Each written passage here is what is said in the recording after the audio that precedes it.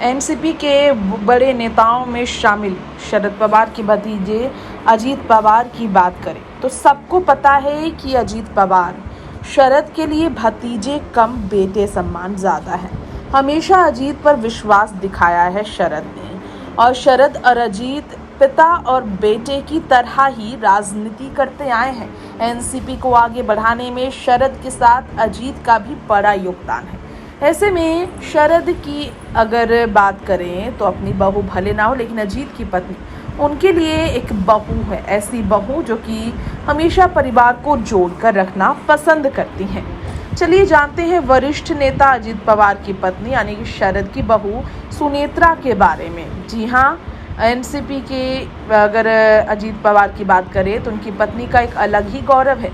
2 निर्वाचन क्षेत्रों में प्रतिद्वंदी उम्मीदवार होने के कारण उनके 6 रिश्तेदार लोकसभा चुनाव के मैदान पर रह चुके हैं। पहले के चुनाव में सुनेत्रा की भाभी एनसीपी सांसद सुप्रिया सुले ने इस बात का खुलासा किया। जी हाँ, सुनेत्रा एनसीपी के वरिष्ठ नेता अजीत की पत्नी हैं। उनके बेटे पार्थ पवार सहित उनके 6 रिश्तेदार ने चुनाव लड़ने का फैसला लिया था। उस वक्त सुनेत्रा की काफी चर्चा शुरू हुई थी।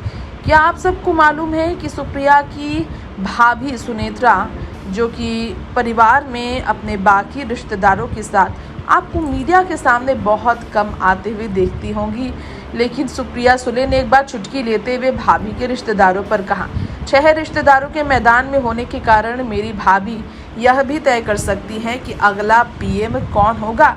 ये मस्ती में कह चुकी हैं सुप्रिया अपनी बहन को लेकर, भाभी को लेकर, यानी कि सुनेत्रा पवार जो हैं परिवार में शरद के परिवार के साथ चाचा ससुर शरद, उनकी बेटी यानी कि ननद सुप्रिया के साथ अच्छे संबंध रखती हैं। सुनेत्रा पवार भी आपको बता दें कि राजनीतिक बातें करने से पीछे नहीं हटती हैं।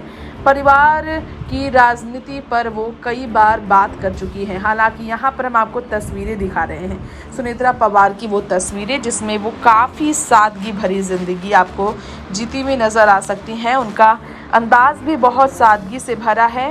राजनेता ना होकर भी वो राजनेताओं की तरह बहुत सिंपल, एकदम बिल्कुल टिपिकल इंडियन बहू की तरह नज़र आती हैं, और बाकी परिवार के सदस्यों के बीच भी उनकी छवि बहुत खूबसूरत, एक सादगी से भरी महिला के तौर पर है, जिनका अंदाज हमेशा अपने परिवार और राजनीति को अलग रखने का चर्चा का विषय बना रहा है।